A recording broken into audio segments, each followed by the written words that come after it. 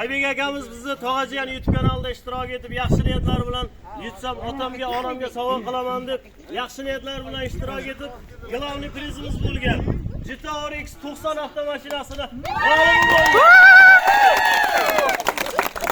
Shu fursatdan foydalanib, Tog'ajiyan YouTube kanali jamoasi nomidan samarqandliklarni, qolaversa Ziyoddin shaharchasida barcha akalarimiz, opalarimiz, singillarimizni, qolaversa Aybek akamizni ota-onasini, yaqinlarini chin qalbdan muborakbod etamiz. Yutuqlar muborak bo'lsin.